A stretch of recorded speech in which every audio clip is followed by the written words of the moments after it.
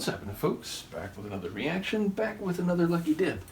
And this is another one from Mikey. It's a track by Muse, and it's called Take a Bow. So yeah, I like the phrase in terms of it typically is something you say sincerely. Oh, take a bow, that was incredible, that was fantastic. But it can also be used sarcastically or critically. Do I hear a Luca? Do I hear a wild Luca? Luca has entered the chat. So yes, ultimately I believe this comes from their 2006 album Black Holes and Revelations, if I'm remembering that correctly. I'll see what I can pick up on a first listen. You really are silly. So is it the chair? Is it the lap? Have you decided? I think we're staying with the lap. So here we go. This is a track by Muse, and it's called Take a Bow from 2006.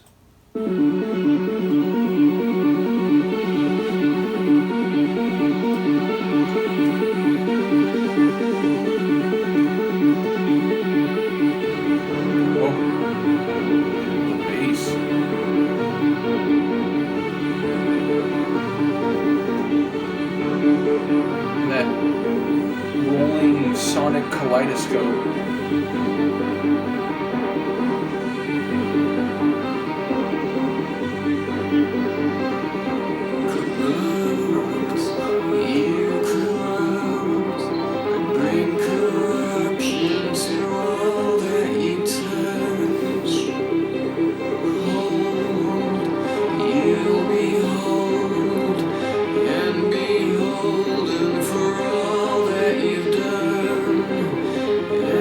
Spare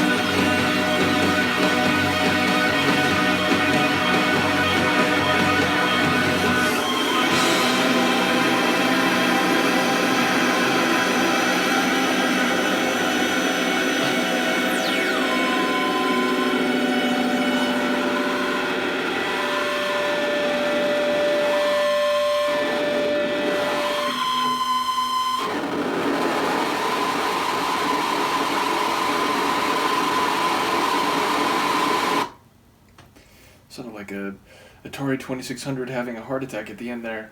No, I love it. That's brilliant. It reminds me of a slightly more electronic sounding Queen, like Queen at their craziest and at their most rocking, but with a bit of an electronic flavor thrown in there. I love that, again, kaleidoscopic, rapid fire, like flowering type of sonic opening.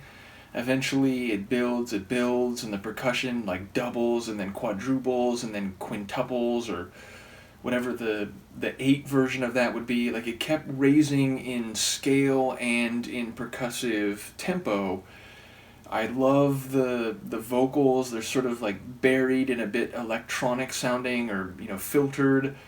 The guitar work fantastic, and by the end it was really like riding high in the sky. Again, it was reminding me of Queen. Like, I was talking recently about Queen's tracks that they wrote for that Flash Gordon movie. I think it's like 1980. Timothy Dalton's in it, among other people.